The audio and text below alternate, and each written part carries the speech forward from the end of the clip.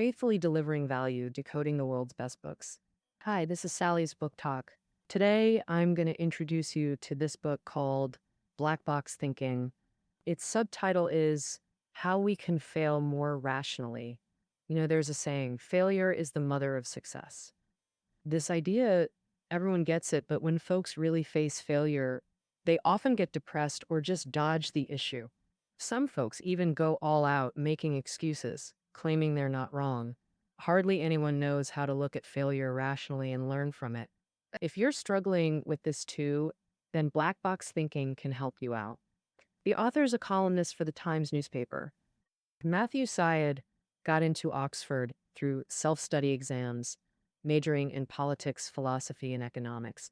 He's done deep research in areas like psychology, economics, and management. Before Oxford, Matthew was the UK table tennis champ and competed for Britain in the Olympics twice. Well, it was his time as an athlete that gave him a taste of plenty of failures. But it was those failures that showed him how crucial it is to see failure the right way. In Black Box Thinking, Matthew digs into areas like business, medicine, and law, looking at how they handle failure and comes up with a way to see failure properly. When it came out, the book made a big splash and got a strong endorsement from the UK's Health Secretary, Jeremy Hunt. All right, next up, I'm going to break down the key points of this book in the 3 parts for you. First up, what is black box thinking? Second, why do we struggle to face failure properly? Third, how can we develop black box thinking to handle failure the right way? All right, now let's dive into the first question. What is black box thinking? I'm going to start with a famous air disaster.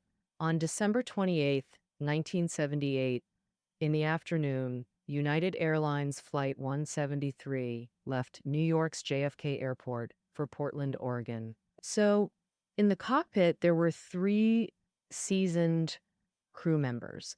The captain had more than 25 years of flight experience. The first officer had been with United for over 13 years, and the flight engineer for 11.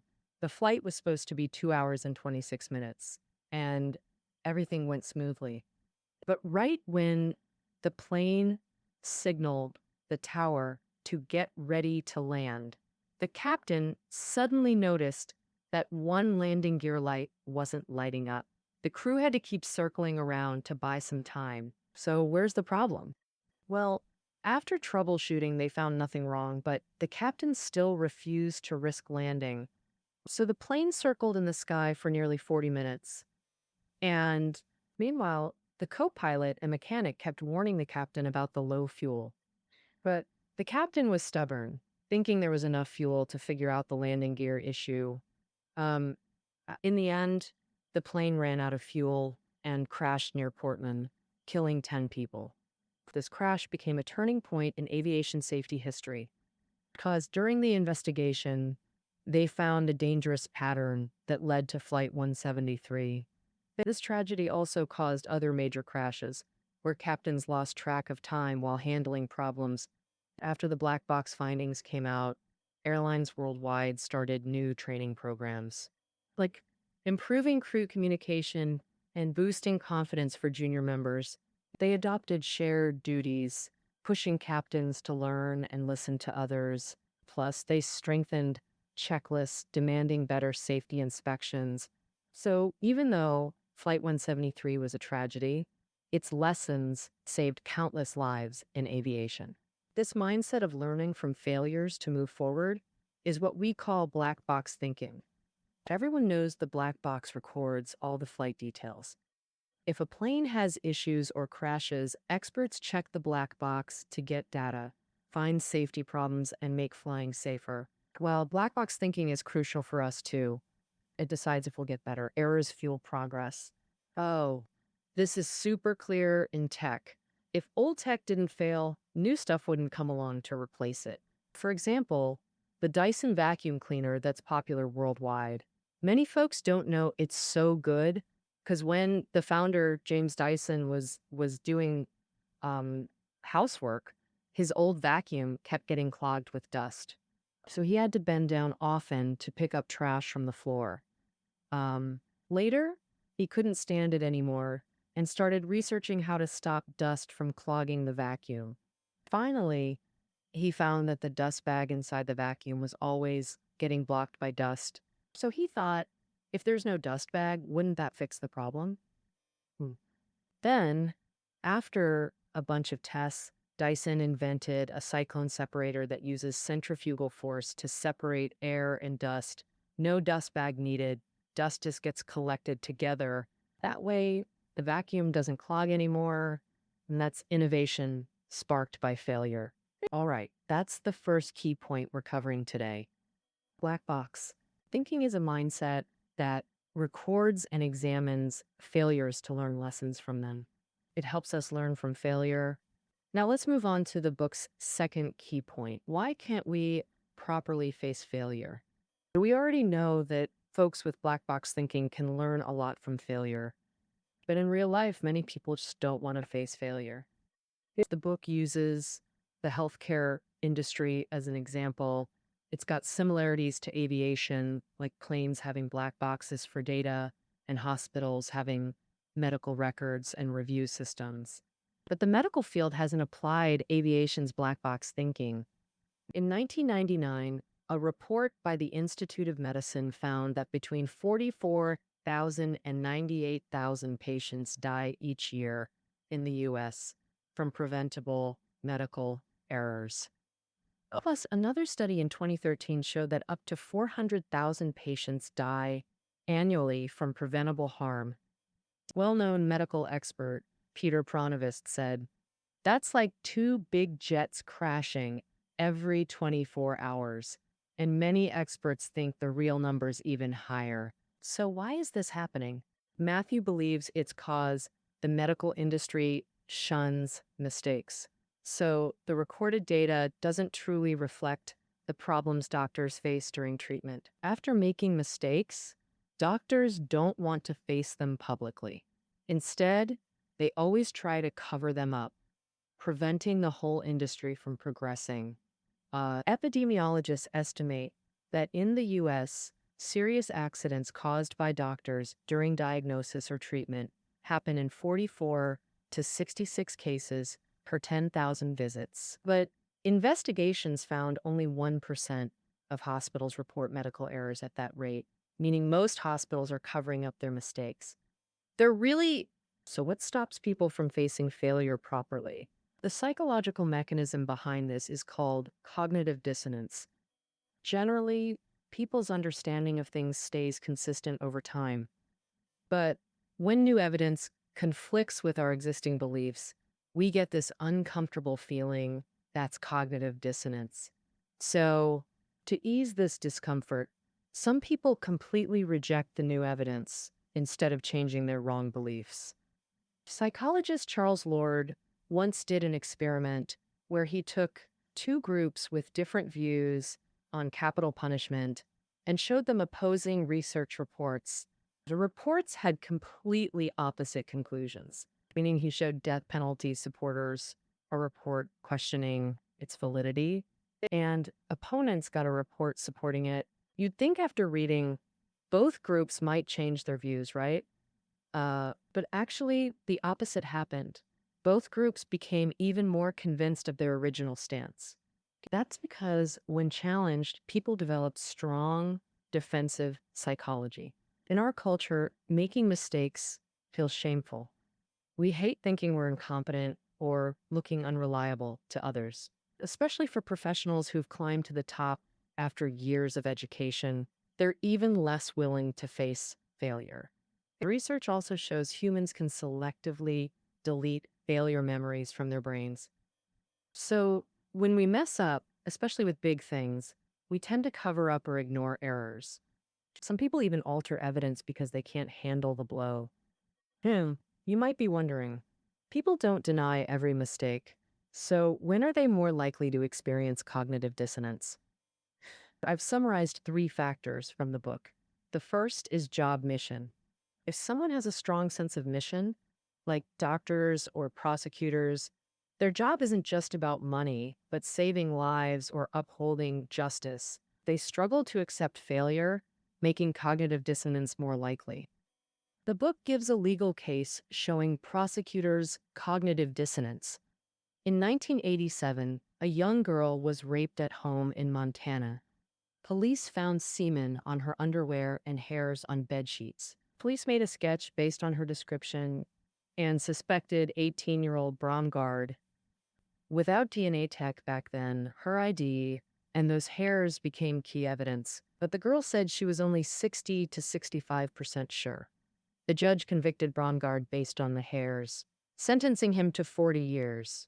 Later, it turned out those hairs were faked by prosecution experts. In 2000, DNA testing proved the semen wasn't Bromgard's.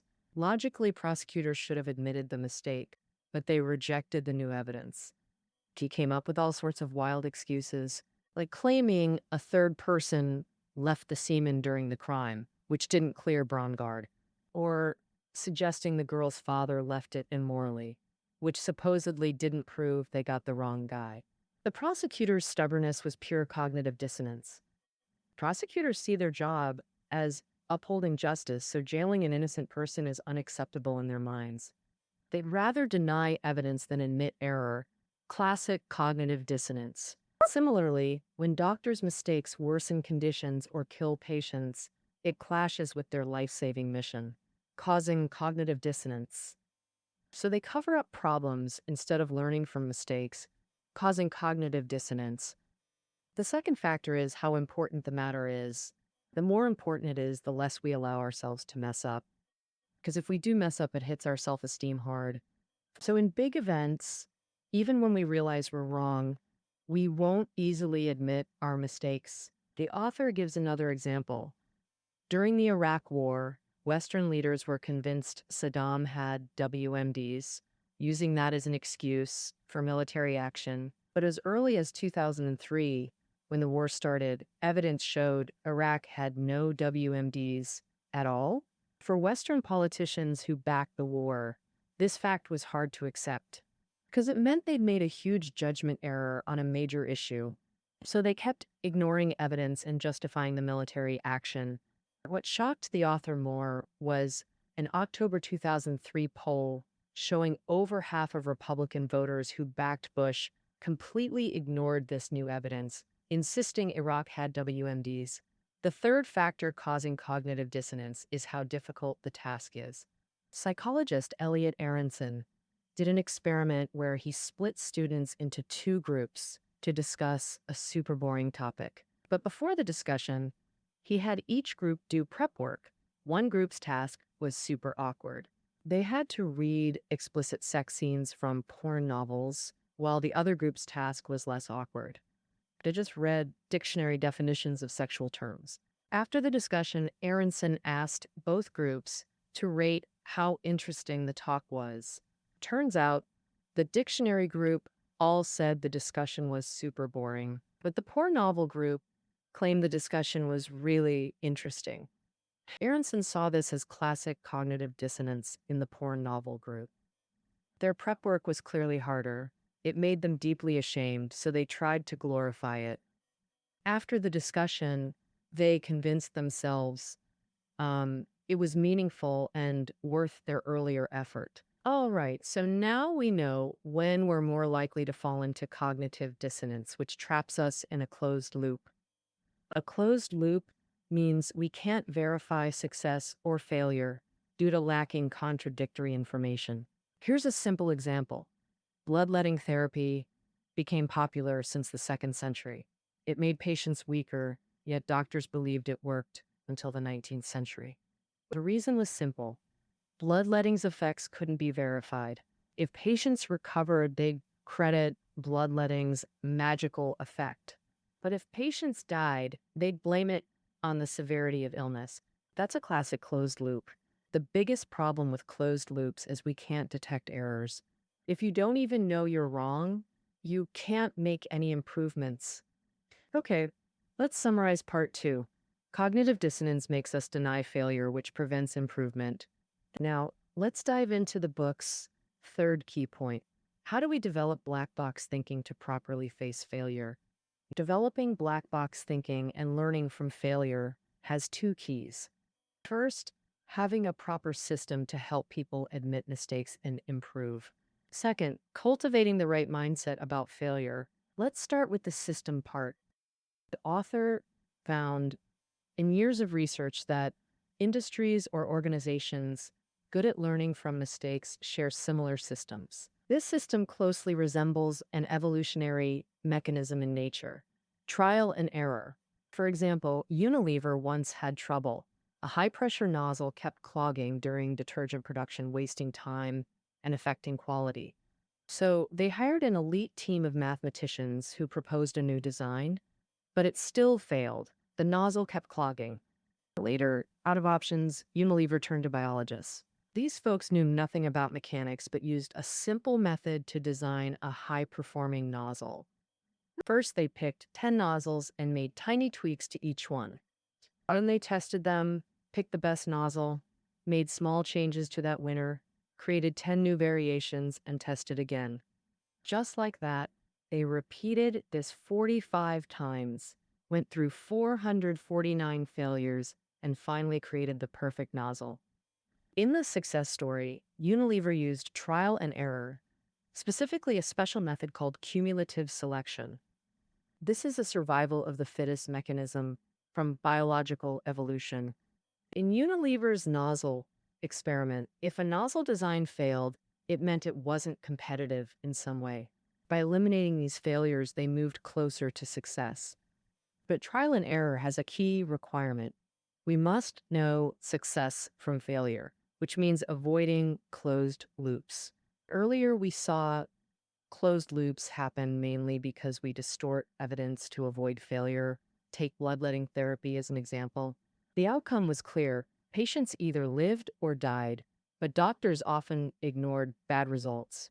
To protect their authority, they changed how they read evidence. If a patient died, they blamed the severity of illness. If the patient recovered, they credited the bloodletting. The best way to avoid closed loops is randomized controlled trials. Through comparison, we clearly see what factors cause failure. For example, bloodletting's closed loop existed because we lacked counterfactuals. Meaning, what would happen if someone didn't get bloodletting? We didn't know that when patients were randomly split, some getting bloodletting, others not, it turned out more recovered without treatment. Yeah, this shows the human body has natural healing power and can recover without intervention. In other words, bloodletting wasn't magical. That's the power of randomized trials. Randomized trials give us a clear testing method that isolates influencing factors from outcomes. By analyzing different factors, we find the root of the problem. Only then can we get the right feedback. But in life, you often find that even if a mechanism is brilliantly designed, it doesn't achieve the expected results in practice. For example, we all know hospitals have strict reporting systems and accountability mechanisms, aiming to help medical staff learn lessons and avoid repeating mistakes. But strangely, the medical industry hasn't benefited from it. And here we come to the second key to developing black box thinking: attitude towards failure. This attitude includes both collective and individual attitudes. First, let's talk about the collective attitude towards failure. Among them, the most common attitude is condemnation. Many people think that a culture of condemnation is beneficial for a company or industry's development. Through accountability, we can identify the problem and then reduce errors through punishment. But in reality, it's not like that. Professor Amy Edmondson from Harvard Business School once conducted a very influential study. This study focused on medication management errors in 2 U.S. hospitals.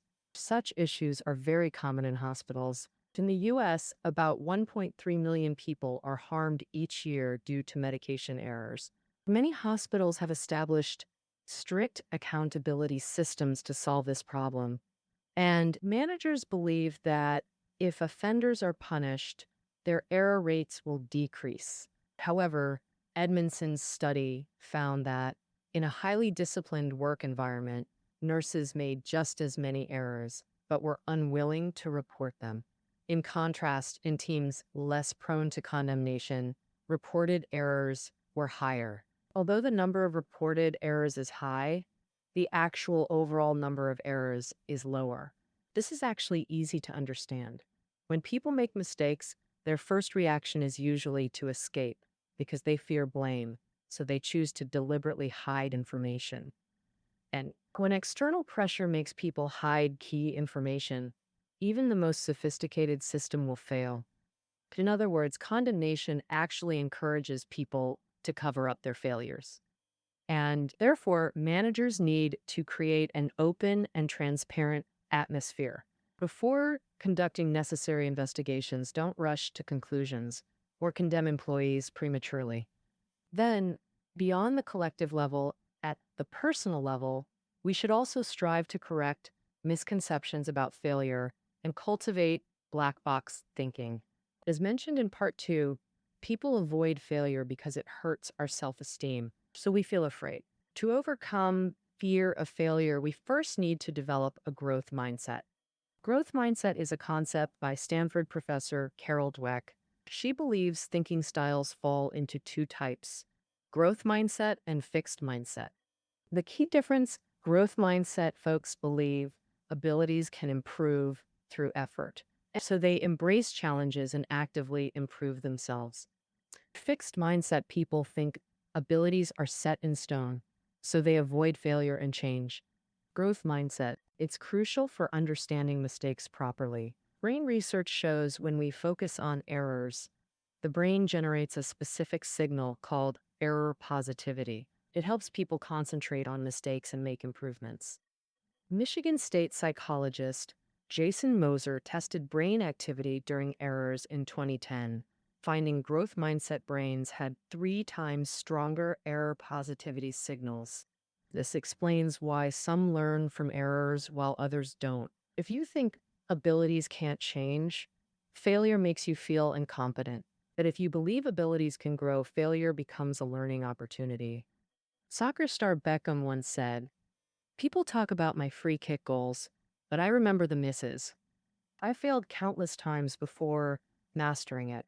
That's classic growth mindset thinking. For them, failure isn't reason to quit, it's a chance to learn.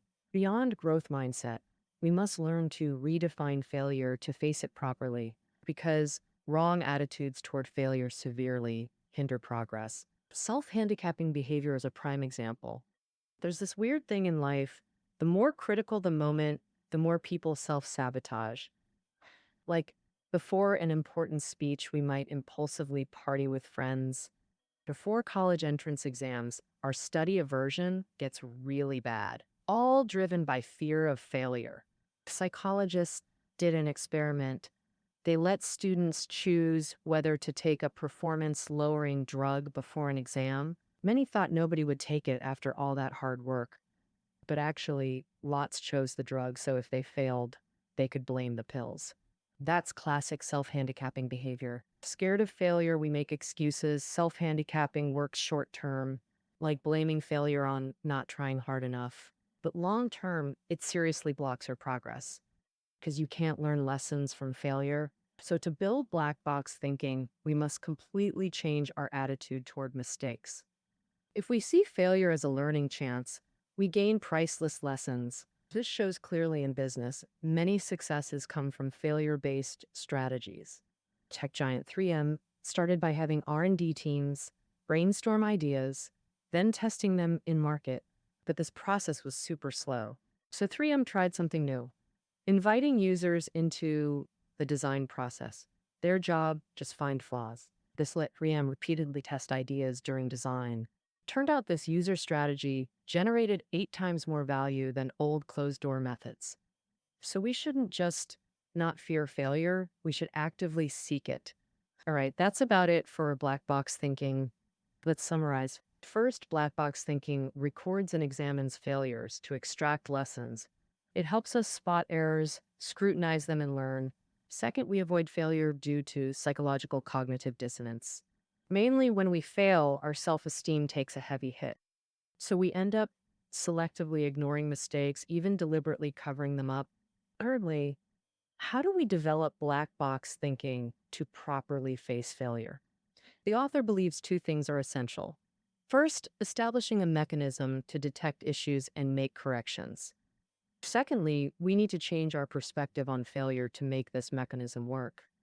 All right, that concludes our discussion on black box thinking. Reading notes are below the audio. See you tomorrow.